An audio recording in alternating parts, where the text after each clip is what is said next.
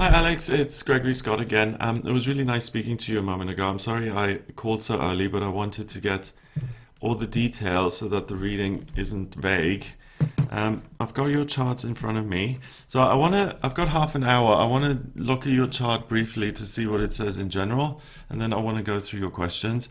So your rising is Sagittarius. The rising sign is the sign of the zodiac that was sitting on the horizon in the east at the moment you were born, and it represents your natural default setting. So Sagittarius is the centaur, half man, half horse, and he's got his bow and arrow, and he's always pointing that towards something.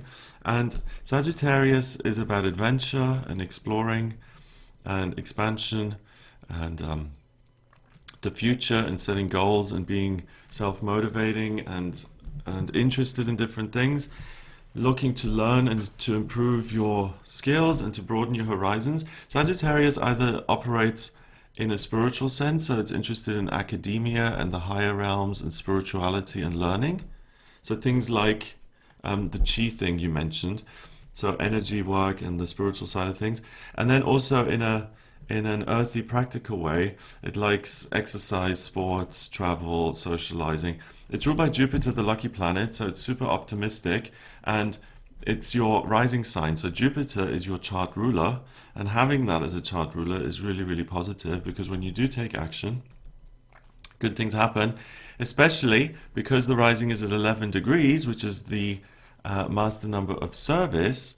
When you use your insights and your experience and your things that you've learned over the years and you use that to be of service to other people, that's really when good things come back to you.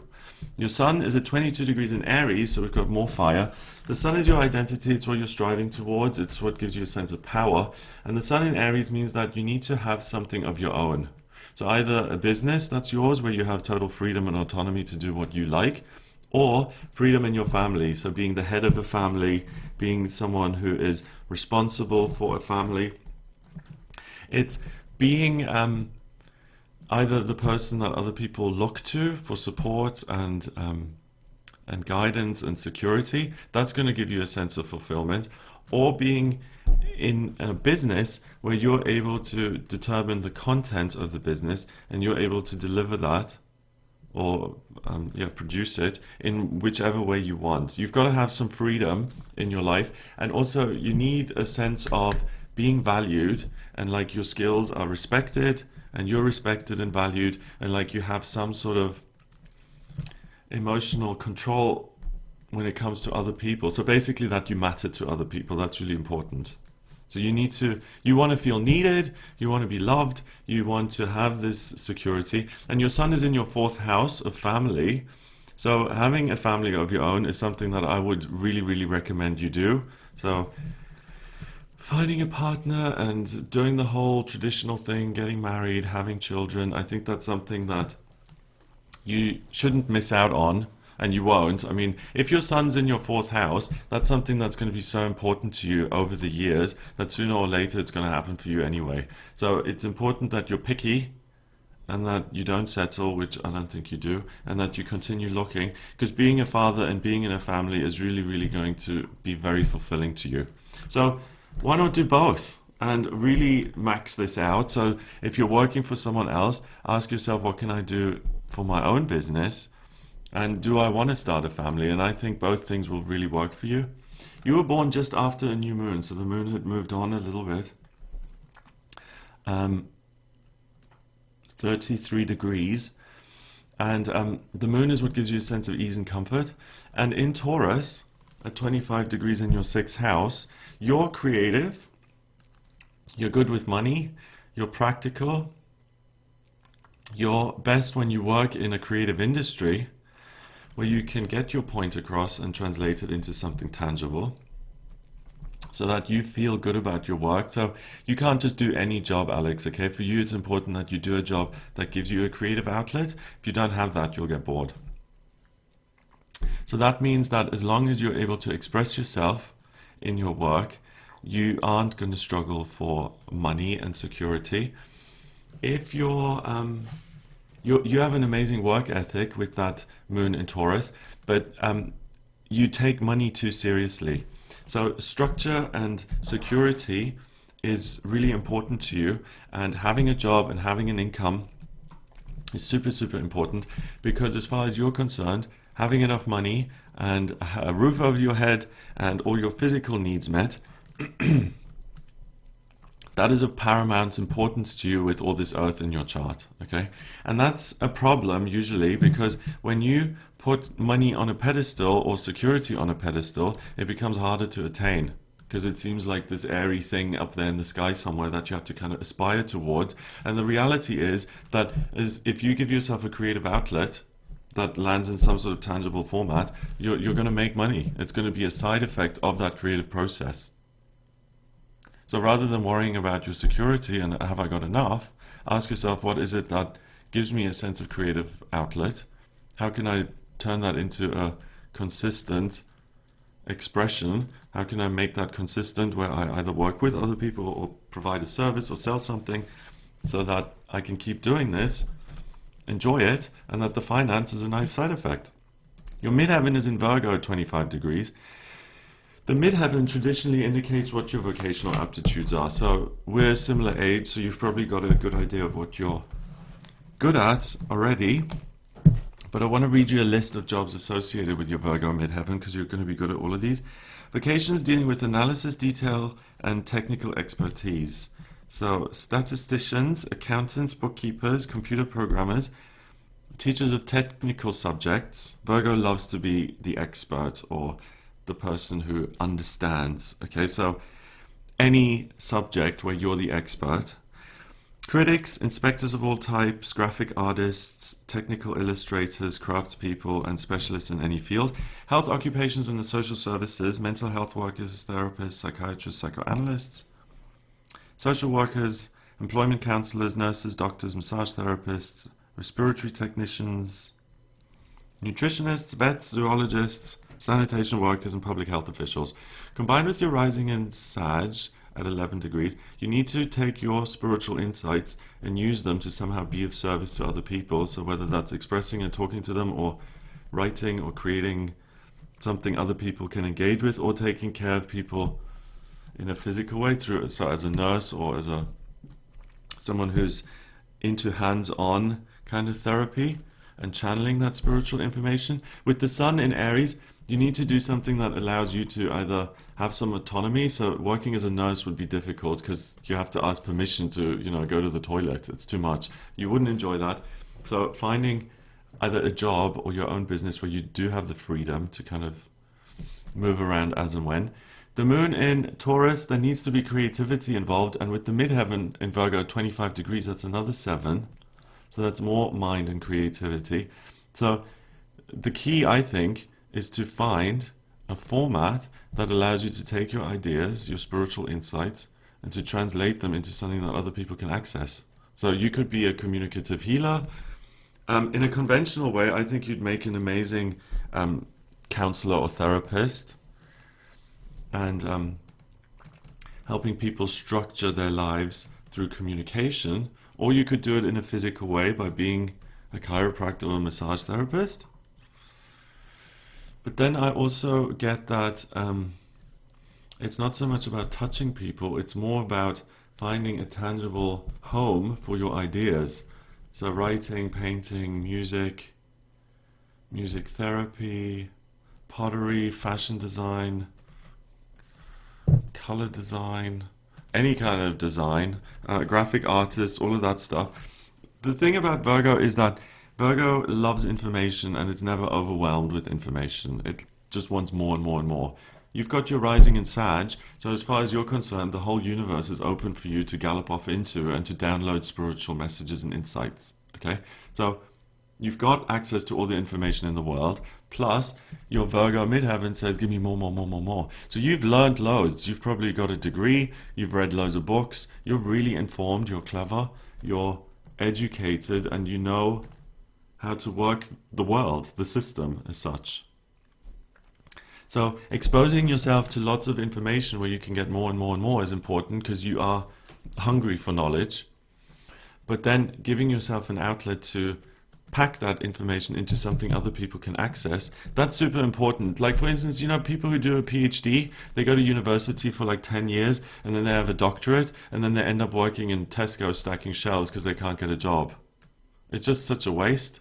And you're someone who knows a lot. And people who have this much earth in their chart, often, because it's a feminine element, they often don't feel like it's anything special. You kind of take it for granted. Like, everyone knows this stuff. But the reality is that not everyone knows the stuff you do. And you're going to have to find something where you can invest yourself in your work and in your family life if you want to be fulfilled. Because you have the potential to really thrive in those areas. But the key is to give yourself some autonomy and control by using your own content and packaging it in a way that other people can connect with. So whether you provide a service like a counselor, or you paint and you sell pictures. Virgo keeps bugging me. So it's good at receiving things, it's good at analyzing things, but it's also good at making things. It's crafty, it likes animals. So even working as a vet would work. Because there's loads of learning involved, but I mean, I don't think you want to do that. Yeah, I don't. Finding an outlet that has a physical element to it, that's the key. Your south node is at 0 degrees in Scorpio in your 11th, and your north node is at 0 degrees in Taurus in your 5th house of love and romance. Venus, the planet of love and beauty, is also in your 5th house of love and romance. So you're kind of destined to have a family, okay, to be with someone, to have your own kids. That's kind of a no-brainer. You can have Venus, the planet of love and beauty, and the Empress, birth, at 12 degrees, which is 3, new beginnings, communication, in Taurus, the physical. It's like a pregnant woman basically sitting in your 5th house of romance. It's kind of destined that you are going to experience the whole family thing. So don't even question that in the sense of, am I going to be alone forever? No, you're not. You're destined to be with your soulmate. And the difference is that if you don't do something fulfilling for yourself in your work, you're going to find that you're in relationships which are kind of controlling. I could be wrong here, but I feel that in your relationships, you often give, and you feel like you want to take care of the other person, thinking that they'll be grateful and they'll appreciate that. But what happens is that that's taken for granted, and it's kind of expected that you give, and then the rules are put in place, the limitations of how you can operate and how you cannot operate. And I don't think that works for you at all, okay? So that's the red flag for you to really run the other way. If a woman is like that with you, in terms of dictating what your operating parameters are, you need to get out of there straight away rather than trying to shower her with love and making everything okay. I would back off. The green light of being with someone is if she's got her own thing going on. She doesn't need you, so she doesn't need to be reassured with love and nurture all the time. And she actually is interested in helping you grow. So it's much more of an even keel relationship. It's much more balanced. So if she doesn't need you, that's something to consider. And if she's actually someone who can shed some light on what it is you want to do, that's even better. I think the ideal partner for you is a Sagittarius or a Gemini. So with the North Node at 0 degrees in Taurus, you're going to keep striving towards having your own family and being the emperor as such, being the person in charge. So being the father and the husband, or being the senior manager and the boss in your home life and in your working life. And the North Node is your life purpose. It's what you're going to be striving towards for a long time. Whenever you get anything in the chart that's at 0 degrees, you get the quintessential nature of that. And Taurus is about the real world, but it is about control. And the important thing I'm getting, Alex, is that if you want to control other people, they'll scatter to the winds, and you're going to end up in relationships that are uncontrollable and that are really frustrating and painful. You've got to realize that you can't control anybody else, children, women, men, employees. The only thing that you can control is what you do with your business and your work, and the type of relationships you create and the kind of family you create. You've got a lot of control there. So those are the areas you really need to embrace and take charge of, because that's going to get you closer to achieving your purpose. Because if you have a successful business and you meet someone who also has a successful business, then it's just a matter of fact. Whereas if you're clawing towards getting the pay you want or getting to a position, it's always I am striving towards something. And it's that clawing towards that makes things run away from you. So turn your back on trying to get things out of life. And you may think I'm splitting hairs here, that it's pedantic, but it really isn't. Because instead of looking at what's out there in the world that I can grab and add to my life, you've got this stuff in here which says, hey, you need to take charge of either a family unit or you need to get into a position of seniority and power in a business. And when you do that, it takes the pressure off your relationships, and it's much easier for this woman to find you, because if you're really busy controlling everything and trying to get stuff, Geminis and Sagittarius aren't attracted to that because they're free spirits and they like to have fun and to talk and to tell jokes. They're not interested in, I've got to control my, I've got everything, make sure everything's safe and secure and that I have a roof over my head. So the working side of things is really linked to your personal life. So I would really urge you to focus on that to improve your personal life. Then your strongest house in the chart is your first house of self. You've got Uranus, the rebel, Neptune, the water planet, and Mars, the soldier, in your first house of self. So you've got unconventional, unusual ideas. And if you express and work with those unconventional, unusual ideas, that's how you build a legacy. Your sun is at 22 degrees in Aries. 22 is the master number of the builder. So it's only when you do something by yourself, really, that you create a legacy which you'll be remembered for. And it makes sense. I mean, if you've got all these unusual spiritual ideas, but you're working in a bank and you're just kind of checking people's investments, none of your ideas come to light. Whereas if you start talking about your spiritual insights, that gives you a creative outlet, a tangible outlet that other people can connect to, and that's what's going to build your own business, because people want to hear what you've got to say. Saturn is on your rising, okay, at 9 degrees in Sag. Saturn is structure and security, and it rules Capricorn, which is about work hard.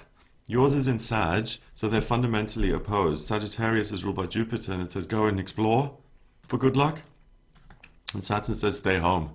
So you don't know whether you're coming or going, especially spiritually. Should I just escape and move somewhere to be happy? Or should I go within and balance my chi and meditate? And the answer is go within.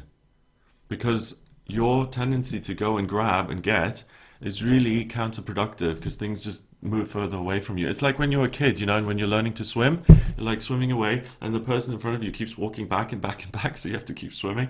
So it's going to be really annoying. And when you give up on getting stuff and rather you let it grow from within and let it kind of flourish and thrive from within, that's when things happen for you. Spiritually, I would imagine that on some level, again, you're very conflicted, I think, because on some level you really know that spirituality is true and real and it lives as a part of you. And then on some level it feels really restrictive and narrow and boring and lacking in power. And the reason it is like that is because Saturn is trying to suck the fun out of it so that you can't build the foundations of your house as such. Because when you have the spiritual connection in your life, your 12th house is ruled by Scorpio at 20 degrees. 1 and 2 is a relationship. Scorpio is really authenticity and a real relationship. And when you have this genuine spiritual connection through your higher self, meditation, chanting, yoga, swimming, music, any of those things that get you to that place of peace, contentment, connection, that's what's going to give you a sense of security. I am enough. I don't need to get anything from the world. All I need to do is build myself up and they will come. So it's a shift in approach. So stop trying to get and simply get busy on building your own stuff. Jupiter and Mercury are in your third. So when you speak about spiritual principles, that's when you can really be of service. Jupiter's 11 degrees again. You've got loads of 11s and 22s. So master number of service and the master number of the builder. So you've been here many, many times.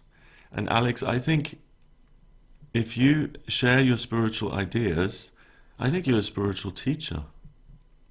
I think that it speeds up the relationship stuff. And I also think that You're finishing things up here on planet Earth to move on. And that means you're going to meet your soulmate. Yeah. But they are linked, and it really is important that you do the spiritual stuff and the work first, and that you meet her either through that or during, because it raises your vibration and it allows her to kind of find you. You show up on her radar. Chiron, Black Moon, Lilith, and the Moon are in your 6. Okay, Black Moon, Lilith, and Chiron are the parts of the chart where the ego tries to sabotage you. Chiron says, Alex, you don't know what you're talking about. You can't be of service to anybody.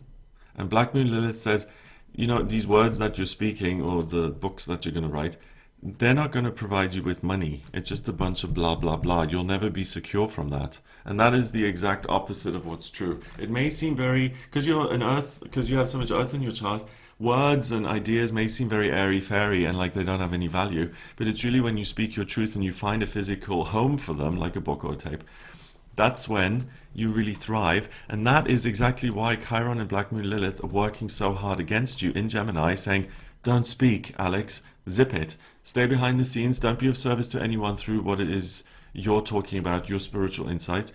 And also, don't do it because you need a paycheck, you need a roof over your head, you need money, and it'll never pay you. If you were going to fall on your face and go broke and just talk a load of rubbish, then the ego wouldn't need to sabotage you because you'd fail anyway. So the fact that it's sitting there kind of says that when you open your mouth and you articulate your own unique ideas, that's when you really start to thrive. The moon is in your 6th house as well. So I know that money and security is huge, and it is really a goal. I have my strongest element is earth as well, so I get this. It's only when you turn your back on money that it stops running from you. It's like, I'm not interested in money. What I'm interested in is doing something that really fulfills me. And that means that money actually has a chance to come in because it's a side effect of your work. So I wouldn't analyze the relationship with money. I wouldn't obsess over it. I would focus on the work. The one thing that I'm being told might be useful is a book called The Abundance Book by John Randolph Price.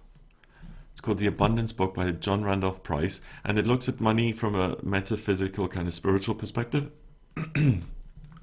And there's a 40-day prosperity plan in there. I think it might be useful because it will kind of help you differentiate between what it is you really want to do and the income that you get from that, rather than conflating the two.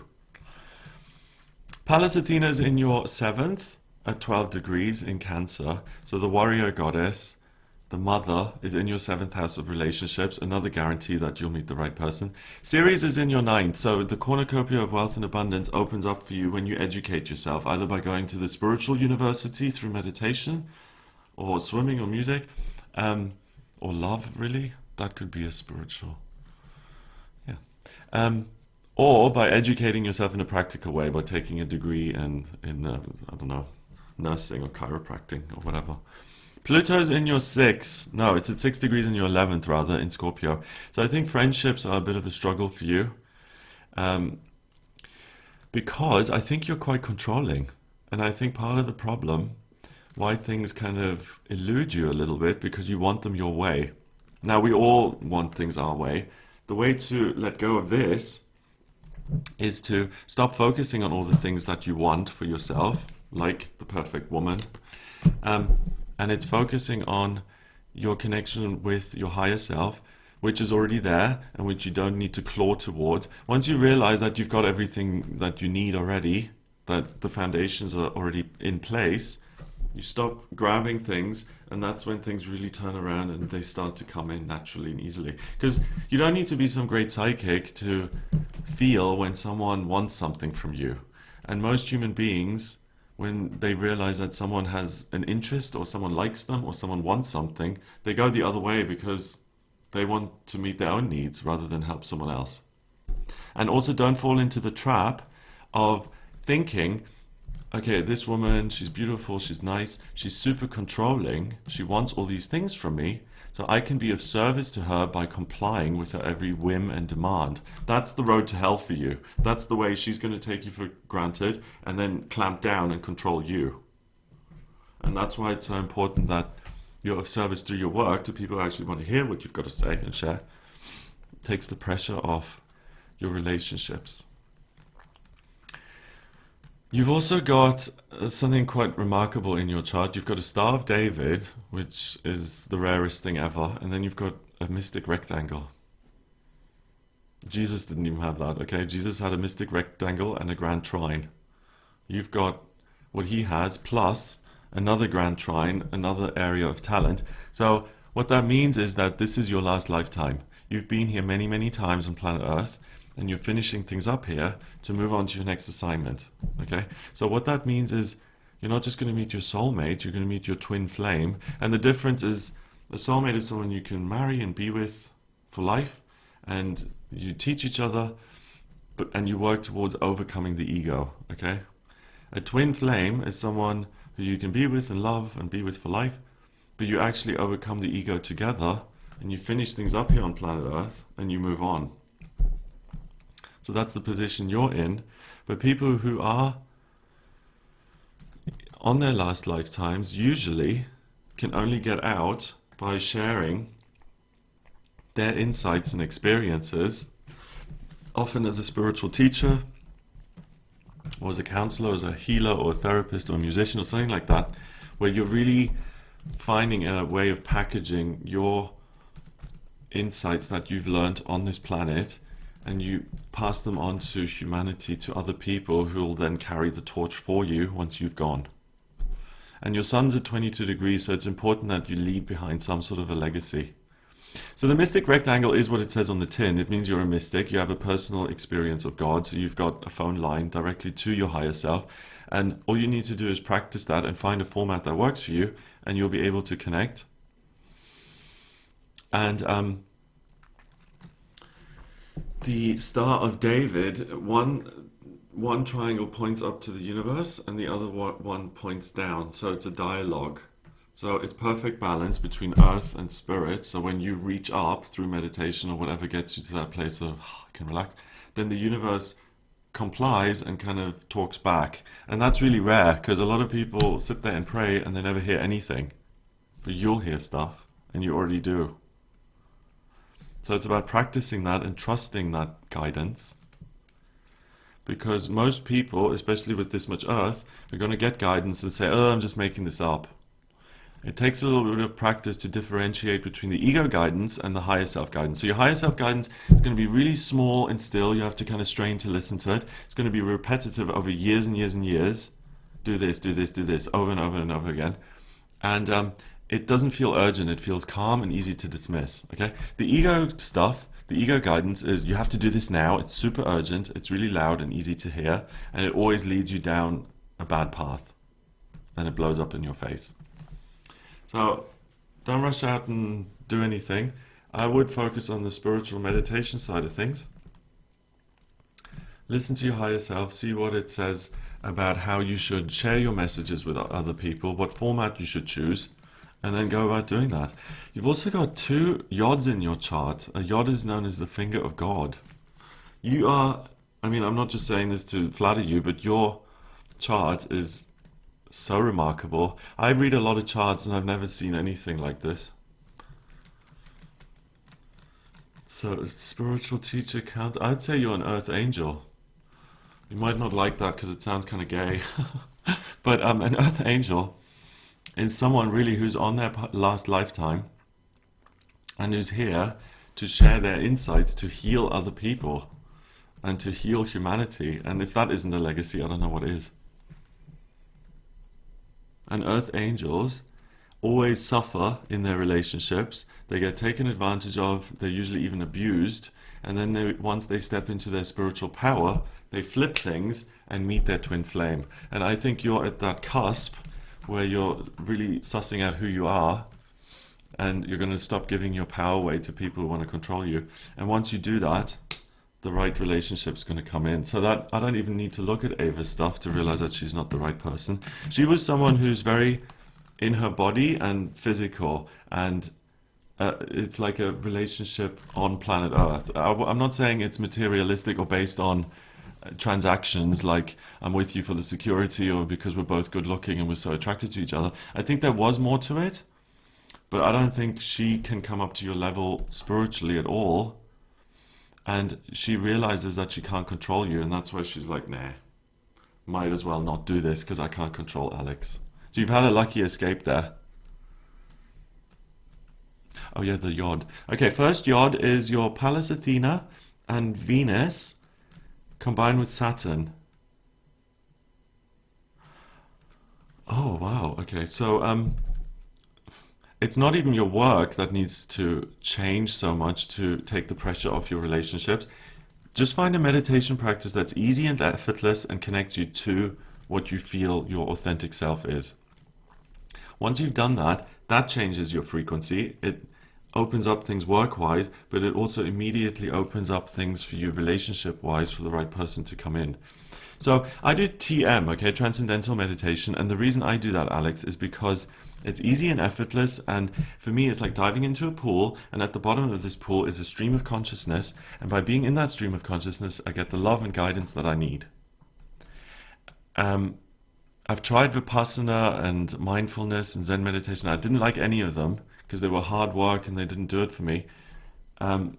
So if you're really struggling with that, don't do anything that's really unpleasant and hard work, because you'll never be consistent. And the whole point of meditation and spirituality is that you build a relationship with something that's alive. So if it's like this, oh, I have to do this process and it's really like a mission, then find something that feels effortless and easy. The other Yod is Pluto and Mars and Neptune with Black Moon, Lilith and Chiron. Yeah, so the ego is going to try and dissuade you from doing anything spiritual by saying, you have to work with something that you can touch and feel. That's the only way to make money. And that's not true. For you, working with the abstract, ironically, is the way you make physical money. So rather than being a builder, be a writer or a teacher or something like that. Okay, so are you on the Thunderbolt path? No. You're not at that point yet where you feel totally connected, where you hear your own guidance, and where you're doing what you're supposed to. I mean, chi or no chi, I mean, you can call it chi or you can call it divine energy or being connected to source. I think it's already there. It just needs to be activated and maintained via a daily spiritual practice. Like I said, music or meditation or chanting or whatever works for you. So if the Thunderbolt path, if you feel that's the way to balance everything and to connect, and do that. I mean, you're already drawn to it. You are super intuitive. So try it out. I mean, if you don't have a spiritual practice at the moment that works for you anyway, you might as well try it. Because I'm telling you to try different things. You're already familiar with the Thunderbolt path, so do it. And let me just look at Ava's chart quickly as well, because I really don't feel. Okay, her strongest element by far is water, which is also a feminine element. So the two of you have too much feminine energy in the chart, and you'll drag each other down. You've had a lucky escape. You need someone with air and fire in their chart to motivate you and to help you realize that your circumstances don't control you and that you can rise above them. Your dad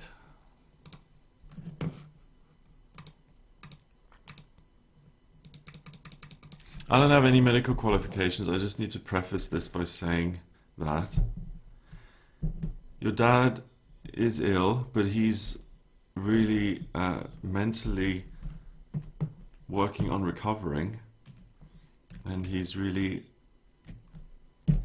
invested in life. He's not depressed or giving up or anything like that. And I think your dad's going to be fine. Your dad's going to be around for a long time. So I see the unexpected and miraculous as far as his health is concerned. He's got real motivation to get well.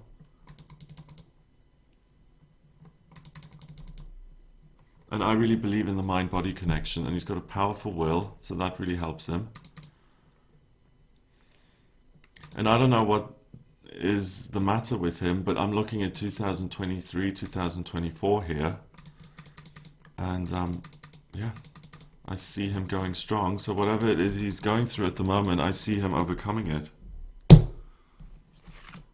He's not destined to kind of go home yet. This is a challenge in his actual life that he's learning from.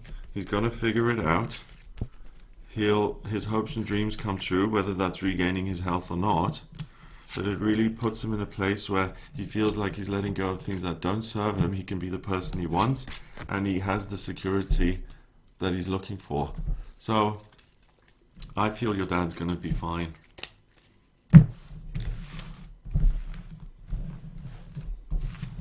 So I hope that answers your questions. Thanks again for hanging in there with me with this reading. If you have any other questions in future, you know where I am, just get in touch anytime. If you want to extend this reading, because it's half an hour, so if you want to go into more details and if you want to ask more questions, because I know you've been waiting a while, then we can extend it. You can just get a regular reading so you don't have to wait again.